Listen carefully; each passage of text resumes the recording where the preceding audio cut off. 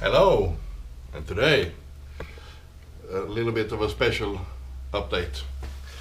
I'm about to try to start this one up, and first I think I have noticed some following some threads on the web, on Facebook and on YouTube and more places. There are people trying to achieve perfect velocity in squish and everything, and they need to understand one thing, and you need to understand one thing, but I'm not saying I am correct, but there are some rules of physics that align into my theory. Wait a second, I'll go get the thing.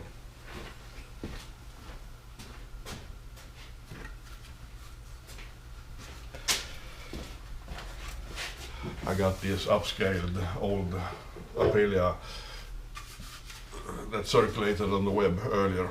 I got the file, but I got problem with sharing it. However, what am I talking about? What am I talking about? Now this isn't the head, I know, but the head is sitting right here. And trying to achieve 29 meters per second in a perfect condition, it's easy. But if you're having a cylinder or setup that isn't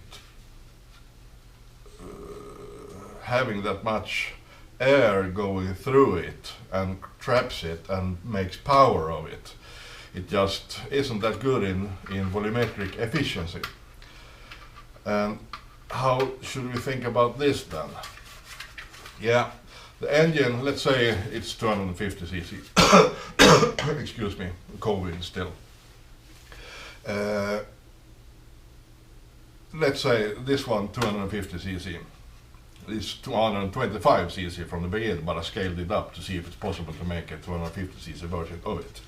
However, 250 cc, and to get 100% volumetric efficiency, that is, engine breathed in 250 cc, puts it on top of the piston and compresses it. No leaks in the exhaust, nothing.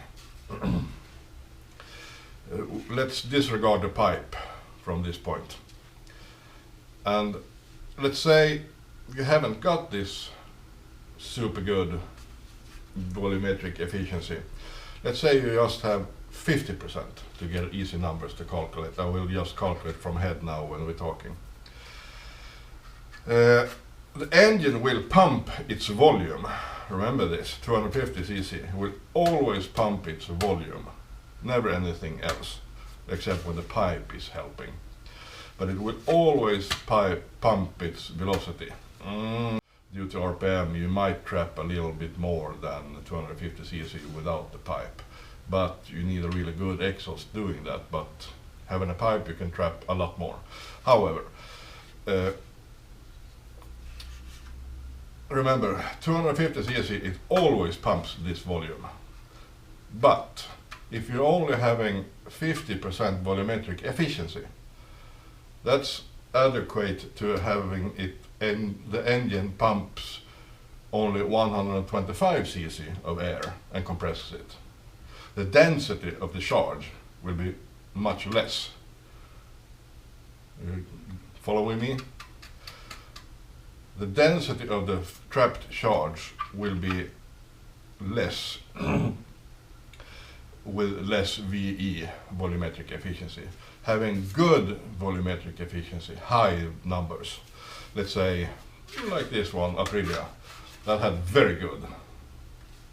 And when they compressed trapped charge with the pipe, in this case, in this special case now then, they might have trapped about, let's take numbers from the air, not correct numbers, but let's say you pump about 30-40% extra charge into the cylinder while having the pipe pumping also. In that case you got, let's take numbers from the air. Let's say you got 125% volumetric efficiency. In that case, you compresses, in this case 250 cc plus a quarter. What's that? 62 and a half. Whatever. So it compresses above 300 cc's of air, so to speak. But no, yes, it compresses that.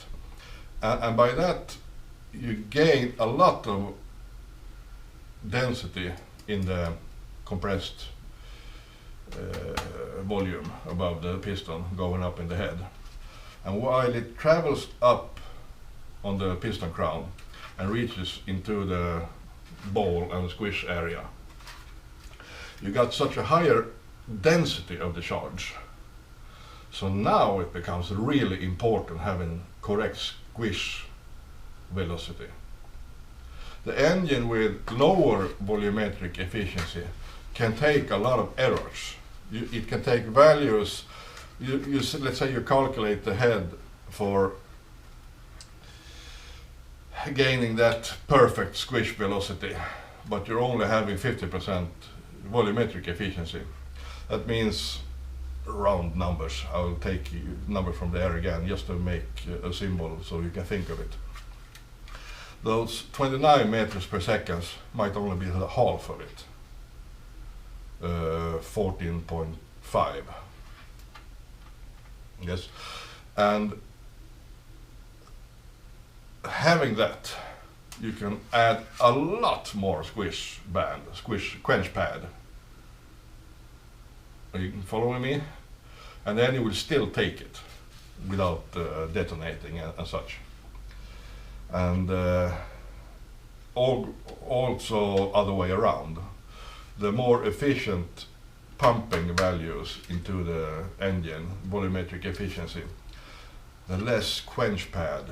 You might actually diminish the quench pad a little bit to get safety against pre-ignition and such, and pinging and detonating. And you need to think about this, because you can scratch your head. Why does my engine take this amount of squish pad? Your engine doesn't do it. Yes, but your engine might not breathe that good. So you need to shower. Well, whatever. I showered just today. No.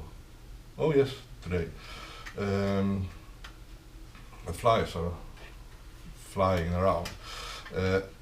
Well, you have to set yourself in third position and ask yourself, does my engine actually compare to that perfect engine? Is that why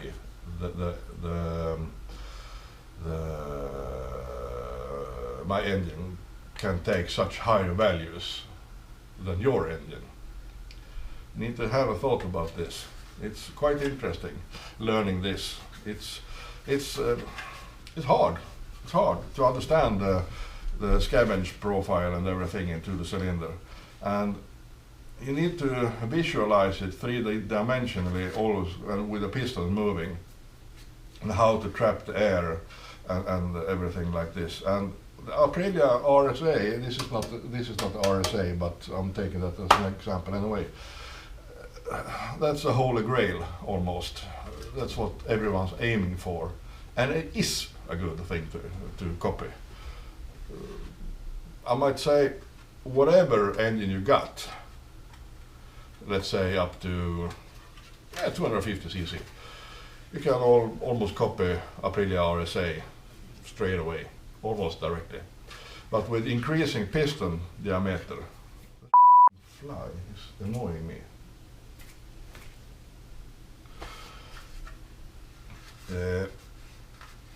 Having larger piston diameter might demand other angularity into the cylinder, how it flows into the cylinder.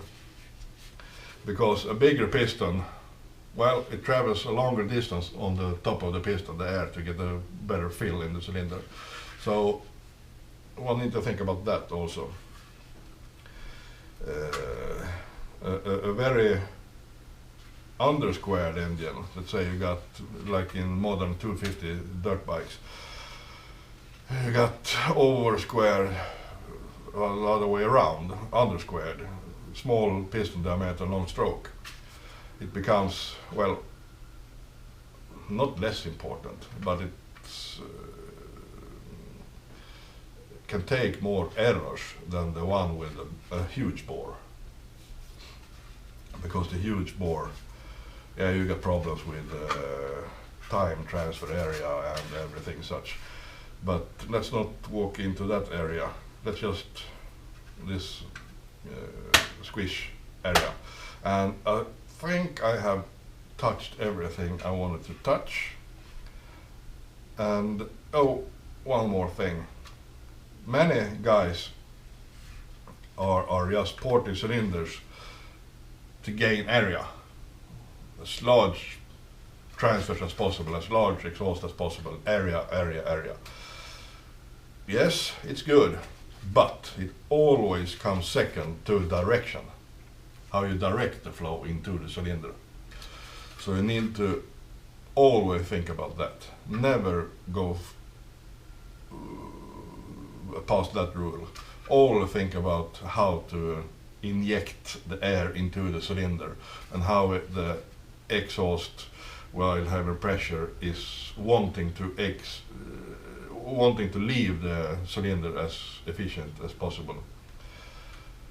Yeah, well, that's a little bit of chit chat, and I wish you all a happy new year and a good continuing, and let's make this 2025 a really good year. We'll try to, we amateurs try to develop more, and with a lot of interest we might get those cool numbers, all of us. And by that I'll sign off right here, but I'll show you some pictures while fiddling around with the cooling system in this one. I won't make it complete yet, I'll just how I set it up for the moment. And then in the end we go big. So happy new year, guys. Bye.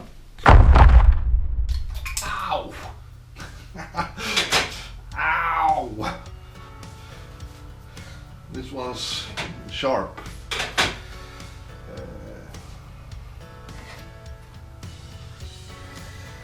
Now I need to fix this. I'm dying over here.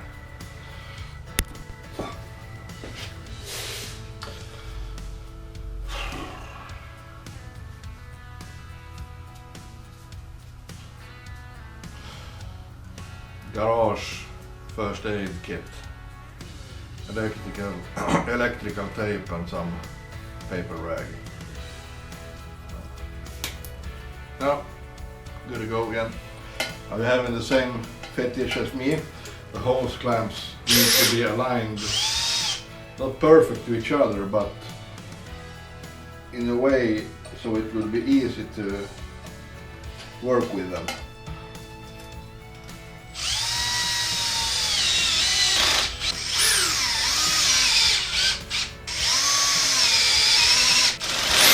Like that. Now the water system, it's not done, but it's routed. I don't know the term. Oh, hello guys. I'll show you. So, this one I haven't tightened up yet because I need to fill it with water somehow.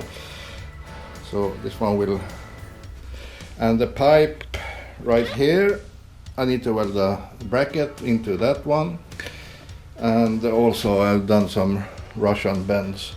I need to take the TIG welder and weld those up. And right here you got the water pump, and it's pushing water. Maybe I put it backwards now. Easy, you just turn it around. However, I need to check. Let's see, it's pumping out right here. Yes, it's wrong. Actually, water shouldn't go inside the head first. It should go inside the engine underneath first. So I need to, well, whatever, I need to turn that around. Just turn it 180 degrees. That would be the outlet. No, the inlet, and that would be the outlet. And the outlet should go into the radiator down there. Yeah. So just in zip ties as for now. And as you can see, it's not beautiful, but it's working. And I need to make the cables a little bit longer for the ignition system. No issue, I'll take that. So soon enough. And turning it around, I will probably start it on E85 because I need to save up on my methanol, and this carburetor down there isn't set up for methanol, so it will probably work with E85 because I remember it ran fat on that engine long time ago. So I'll do that. I can take E85 from my Husqvarna as it will get old and bad anyways. So today, filming this, it's just the day after Christmas. In England and USA, you are having your ball today. In Sweden, we had it yesterday. And I need to go up, spending some time with the family now, as we've got some children's coming home for Christmas. Has to eat some food and all that, you know. Yep.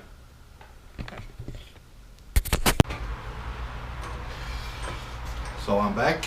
I'm trying to get the shock to work. This one's it just drops down again. It's quite worn. So I tried to put a zip tie. I love zip ties. And I also turned up the metering rod two full turns. So I don't know.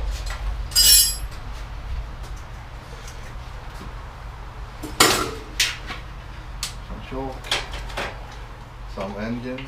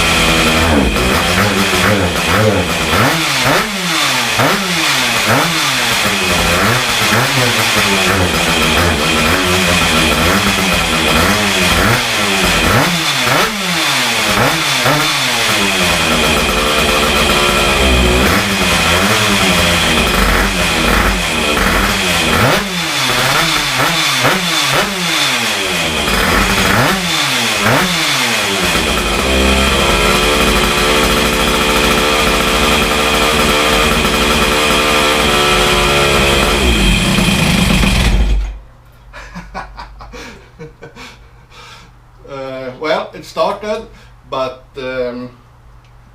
I had to save it. It almost fell frontwards, and it's because the front wheel axle isn't done yet. It slipped out of the fork. So I'll fix some things. I will do this again.